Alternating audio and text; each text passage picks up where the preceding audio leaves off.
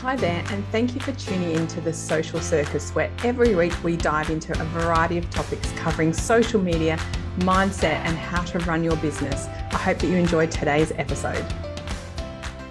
Hello, everyone, and welcome to episode 7 of the Social Circus. I am your host, Sarah Thompson, and today I'm excited to be joined by Marie Robertson-King, who is the owner and founder of Empress of Order. Hi, Marie, welcome. Hey, Sarah. Thanks for having me.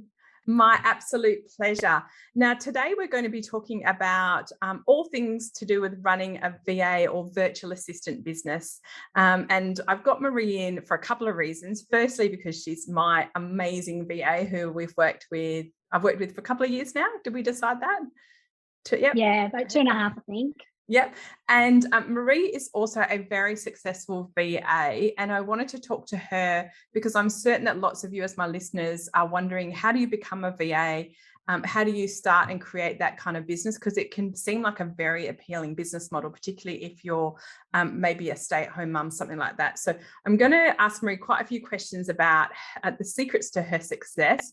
But to get us started, Marie, perhaps you could tell everyone a little bit about your background before you became a virtual assistant.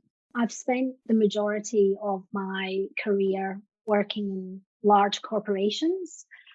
So since I came to Australia, I've worked for BHP, I've worked in the aviation industry, in offshore oil and gas, and I've also worked in the oil and gas industry, mostly in safety, but also procedures, so writing procedures, following procedures, managing teams, working remotely.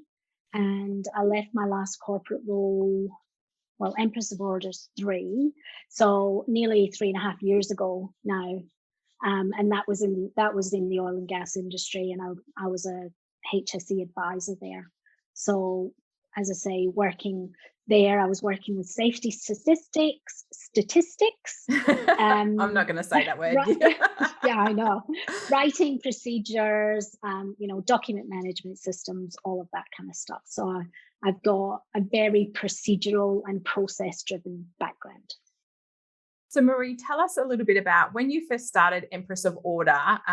You had left your corporate role with quite a lot of responsibility and a really intimate understanding of systems and processes. So what was your vision for your virtual assistant business? Yeah, that's funny because the vision wasn't to do systems and processes. The vision was to take a bit of a step back.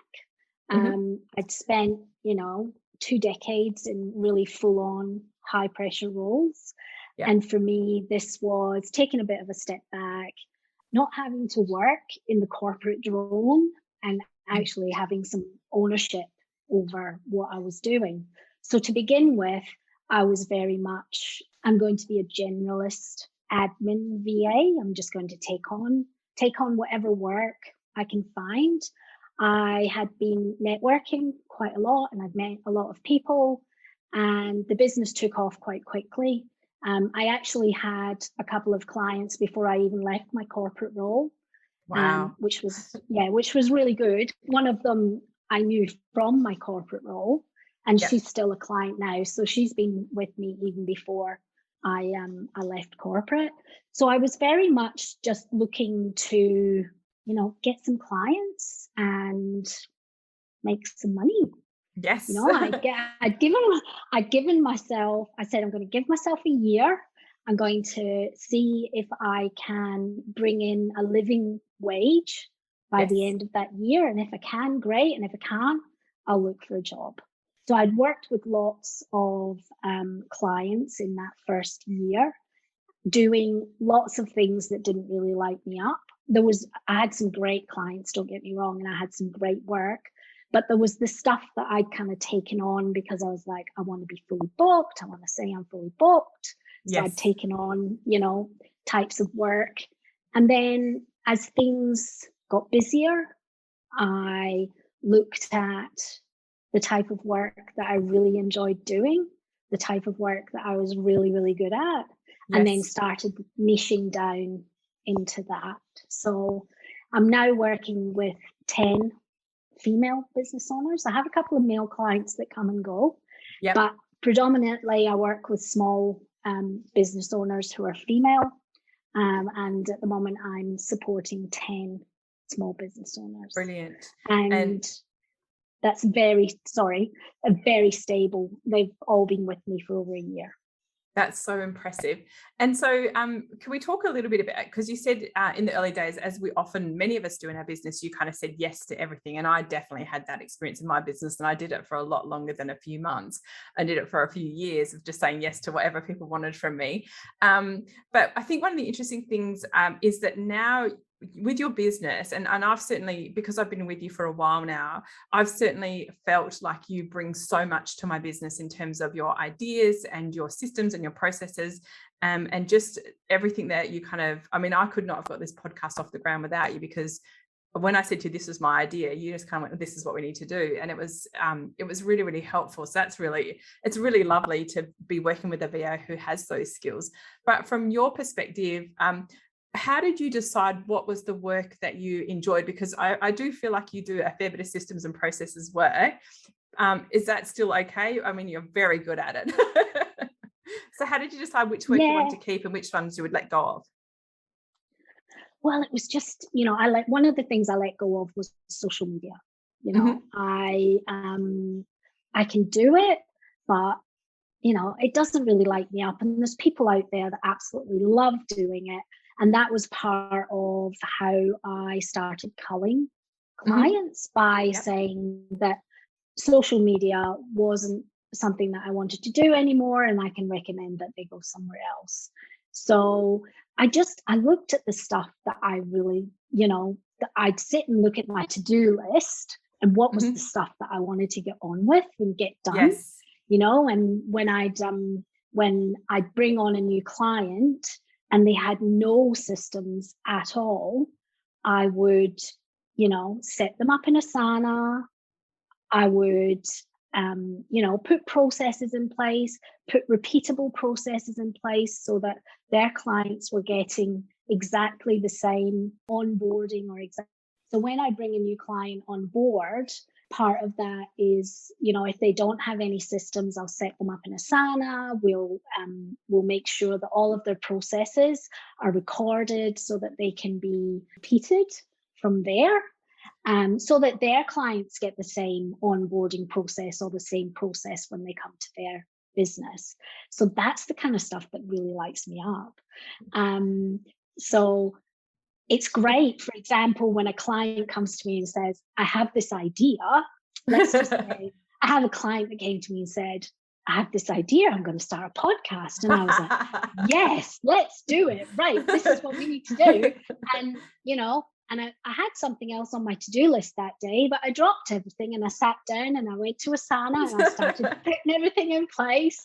This is me, she's talking about everyone. I just love being organized and I love helping other people be organized. So that's the work that lights me up. And I should have known it, because ever since I was a little girl, I used to have a shop where my teddy bears would come through and I'd be organizing all the cans of stuff and, in my till. And then by the time I was 7, I had a typewriter. And, oh my God. So it's always been, it's always the been organization, it's always been part of me. And this is probably a bit of a personal question, but imagine when you left corporate, you probably had felt a little bit burnt out and jaded by some of the work that you did, which was probably really systems and processes. And yet you found your way back to it, but in a way that really lights you up and that you enjoy. So is that something you thought that would happen or not at all? No, because as I said, I didn't think I would end up doing this. I just thought I would, do some admin type stuff and yes. help people. But when I left corporate, I was totally burnt out. I hated it. And I just felt as if nothing I did made any difference. You're just a number in a huge corporation. Whereas now I have clients where I do stuff, eyes closed, hand tied behind my back, and they think it's amazing, so I'm making a huge difference to people's business lives. And that would definitely be my comment, because when I said to you, hey, I'm launching a podcast, what next?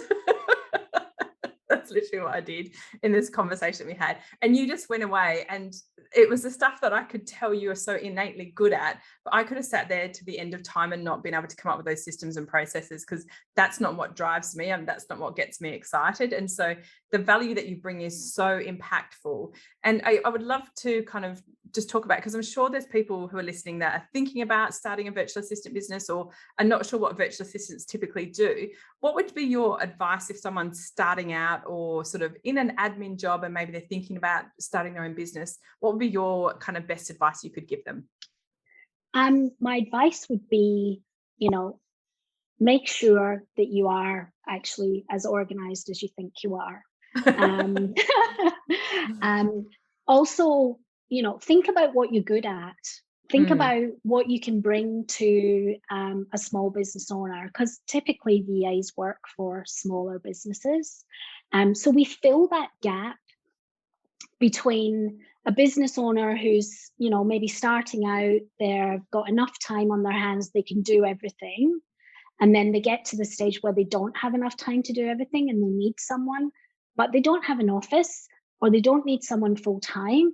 So they need someone just to come in and do, things to help them in their business until they grow enough to, take on someone full time or get an office. And I've had a few clients like that I've worked with for a few years, and then we've parted ways because they needed someone full time. And for me, that was great. I'd done my job. So Yes. I'm kind of going off That's balance there, but not at all. So if you're thinking about becoming a VA, think about what you're good at, what you want to do. Think about taking some training as well, if you think that will help. If you don't think you need training, get accredited. I did that. I got accredited by the VA Institute. So you basically have to show them all of your experience and qualifications and stuff, and they'll look at that and actually certify you as a VA. And just, think about, it's great. Yes, you do have flexibility in your work hours and stuff like that, but it is still a job. That's the thing. And one of the things that you touched on, which I think you and I've had lots of conversations with, is the whole concept of working from home. And I think that I've worked from home for years now. And during COVID, it was really interesting to see people talking about this whole working from home, because I'm like, oh, come on, I've got this down pat. But I do think that a lot of people imagine that you're going to have this infinite amount of flexibility. Yeah. And you don't. I mean, you do have some flexibility, but I mean, we were just talking before. I'd love to work 4 days a week, but I just can't at the moment because I have clients that I am required to do stuff on a Friday. So I'm reducing my hours on a Friday, but I can't take the whole day off. Yes. So. And that's one of the interesting things I found, like in my business, I'm on the same trajectory as Marie. I'm trying to whittle out my Fridays, and I've moved from calling them a day off to a flexi day now, so that I feel less disappointed if I have to work. But the idea is that we obviously start our business with the view that we want better work-life balance, or we want to have less of that, commuting and those kind of things. And it definitely meets those goals, but we still have accountability and we still have deadlines and things like that. And I think that's one of the things that people forget. And the reality of it is, in your own business, if you do not do a good job of delivering on deadlines, you will lose clients very quickly. That's right. Absolutely. And you're right. It is flexible. And, once you're established, you can actually choose who you work with.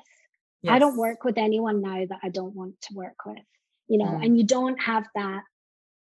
You can't do that in a corporate role. You work with who you have to, So when you establish yourself, you can actually work with people that you want to work with. I don't work with anyone that I don't want to work with now, which is great. But you're right, you still have accountability, you still have deadlines. So you need, as a VA, you need to be able to keep yourself on track. You need to be able to motivate yourself to get the jobs done. Because as you say, if you let your clients down, you won't keep them very long. No, they're not very forgiving generally. And now I was going to ask you this question, and I'm in two minds about asking it, but I will ask it because Marie and I have a very much a tussle in our relationship over this, because I was going to ask you, what's your favorite processes tool?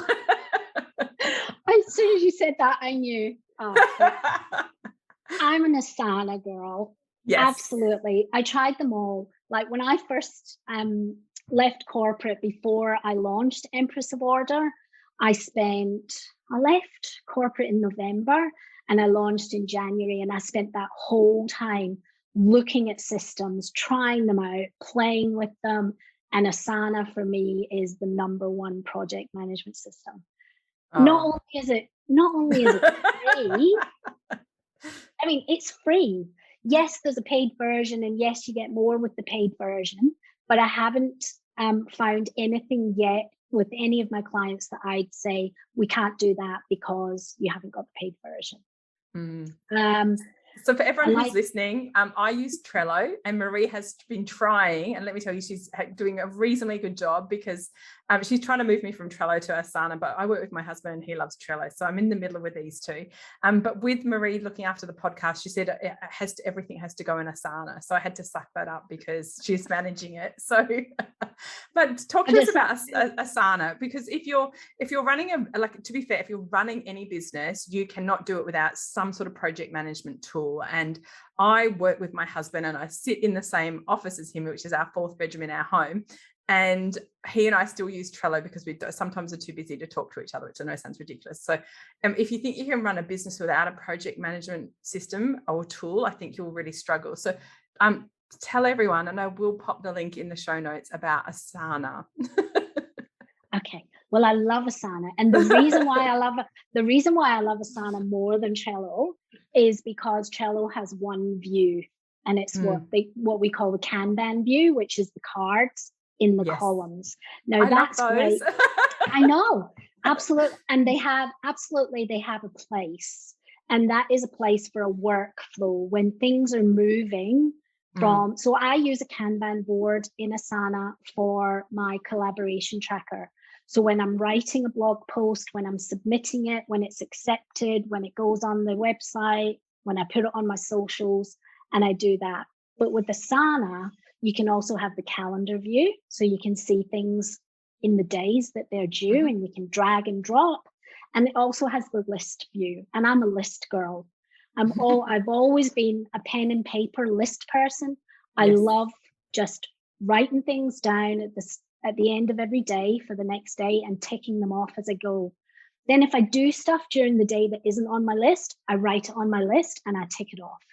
Brilliant. I'm a retrospective list girl. I love that feeling. Oh, and I also absolutely. I use highlighters. I'm a big fan of lots of highlighters. So I do still use old-fashioned pen and paper. There's something satisfying about that. But if you're whether you're running a business or thinking about starting a virtual assistant business, I certainly think that if you don't embrace something like that, you're going to work harder. Oh yeah. I honestly, I don't know how I would run my business without Asana. So I have any tasks, any admin tasks that I do for a client. So for example, I send my clients a report every Friday. That's in my Asana. But then I have access to all my clients' Asanas as well, so that they can assign jobs to me and we can update that way as well. So I think I've got access to like so many Asanas. Now you are so good at Asana. You are slowly converting me to it. So I will concede some defeat there. I just have to drag my husband along with us. But you've done some training and some certifications to go with that, haven't you? I have, yes. I'm an Asana service partner. So I have trained in Asana. And yes, I have the badge to prove it. Yes. So from your client's perspective, what do you think that means? Like, I know that when people see that, they're like, oh, cool, that means she gets it. But how do you feel like it when I know you never have to pitch really, because you've always got to wait this, but in terms of your client's perspective, do you think that's really helpful to have something like that? Absolutely. I think it is. I'm a learner. I love learning things. So I'm a service partner for Asana. I've done accreditation for MailerLite, which I use for my email marketing. but I've also trained in MailChimp as well, because some of my clients have that. As I said, I'm certified by the VA Institute as well. So I'm always looking to up my skills and get certifications, because I think it shows, number one, that you're always willing to learn, and people love that, because sometimes clients come to me and they have systems already that I have to learn. So if they can see that I do that type of learning, it's probably, okay to guess that I don't mind learning new things. But it also shows that I take my business seriously. It's not a hobby. Yes. It's just because I sit in my library in my house doesn't mean that it's a hobby. I take my business very seriously, and it's a professional business. So I think that helps with that. Definitely. And your comments just then, Marie, about being a professional business and taking it seriously. Most of your clients, and I truly appreciate that. And I think most of us as our small business is our baby, and we love it and nurture it. And when we bring someone else into our team, like a virtual assistant, we want them to do the same. And so when you see that your virtual assistant's really organized and really professional, it makes us feel very confident in the skills, and it makes us also feel like I can say to you, what do you think about this podcast? And I have confidence that you have lots of skills. And I think that's really an important thing for you to listen to if you're thinking about starting a virtual assistant business, is that you really need to, you can be totally flexible. You can work at part-time. You can do what you need to do to fit around your family and commitments. But when you show up, you have to really show up in a professional way. That's really important, isn't it? Yeah, absolutely. Couldn't have said it better myself. So one other tool that I wanted to talk about a little bit, because we use this in our business as well, is a time tracker tool called Toggle. Yes. I use Toggle. Again, I looked at quite a few of these types of tools when I was starting out, and I love Toggle. Again, it's free. To begin with, I didn't know whether I was going to be bringing in any money. So I was like, right, I need to find free tools that I can use that are going to do the job until I'm bringing in money, and then I can pay for them. Yes. And there's quite a lot of tools that I haven't ended up ever paying for, because the tools that I'm using do the job really, really well. Yep. So when you're a VA, clients pay for the time that you are working on the job. They don't pay time when I have to go to powder my nose, make a cup of tea, the timer goes on and the timer goes off. And it also allows me to send a report. So part of my service to my clients is that they know how many hours they have left in the month. So I work on most of my clients are on retainers, so they purchase their hours up front. And then each Friday they get a report letting them know how many hours they've used and what I've actually been working on. And I think that works really well. I love receiving it. And I know that we use Toggle, particularly when we're doing ad hoc work for people, and particularly website work, which my husband does, because it's really, we charge by the hour for that. And it's really good to track that, because people sometimes question, did that take that long? But I have to say, as your client, I love seeing the Toggle reports, because I often give you tasks that I'm super bad at, that I faff about, that it might be a 5-minute job, but I muck around for an hour doing it. And I love seeing when you've done it, it's like, it says 17 minutes. And I was like, oh, that would not have taken me. That would have taken me like 2 hours. And I always feel like when I see those reports, it makes me feel like I'm really investing in my business by having a virtual assistant, because they're using that time way more effectively than I would, which I think is one of the beauties of a virtual assistant. I'm not paying for an employee. I'm not paying for your, 37 hours a week. I'm paying for the time that I need. And that gives us so much flexibility. And I love that aspect of it. And from your perspective, I want to talk a little bit about your retainers and how you worked out your packages and how you decided to do that. So are you happy to talk about that? Yeah, sure. That's fine. Yes. Yes. So to begin with, I played around with my retainers a little bit. At the start, I had retainers that were weekly. And I had 3 different retainers, and it wasn't going very well. I didn't feel as if I was bringing clients on as quickly as I wanted to. And then I was talking to someone at a networking event, and they were like, well, have you thought about changing your retainers to make it monthly? Because then clients have more, they would have more flexibility of when they want to use them in the month rather than being stuck in a week. And I was like, well, that's a good idea. I might try that. So I rejigged everything. So I now have ad hoc hours, which obviously cost more than retainers, because you come in, there's no, you just come in and do a job for you and off you go again. So I have ad hoc, and then I have some clients on 5 hours a month. So they just, small clients, I just do certain jobs for them, and I do those each month. And then I have other clients who I work 10 hours a month, 15 hours a month, and my largest client is 20 hours a month. Brilliant. So, yeah. And I have to say, I always admire your business, because I only came on when you had monthly packages. So I didn't know you had weekly, which is interesting. But one of the things that I would say, and I spoke to you about this, about the maximum hours that you do with a client. And I learned this lesson really the hard way in my business. I had a client that was way too big and too much of my income, and they dropped off, and my business almost died as a result. This was quite a few years ago.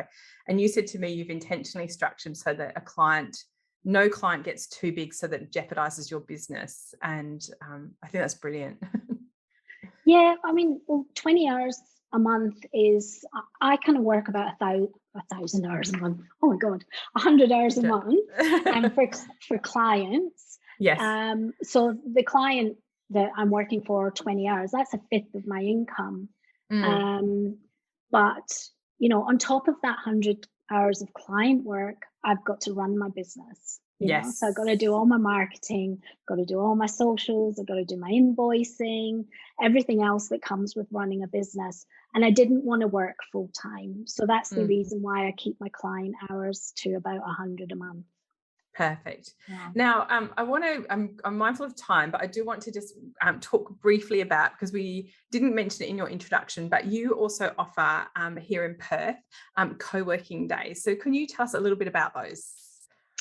Sure. Yes, I run co-working days once a month. Normally on the third Friday of a month. We hold them in a lovely cafe in South Perth, where a small group of business owners get together, and we basically, some work sprints. So we do about 5 3/4 of an hour work sprints, and then we have collaboration chats in between, and we have lunch. So it's a lovely social day, but it's also, quiet time to tick things off your to-do list. And it's a great opportunity for business owners that work from home to get out and spend the day with other business owners and chat about things that might be bothering them, or, get some advice about stuff. So they've been really, really popular. And it's a small group. So at the moment, I'm doing about 7 or 8 people because of COVID, just to give us a little bit more space. But normally, we would normally have about 10 business owners around the table.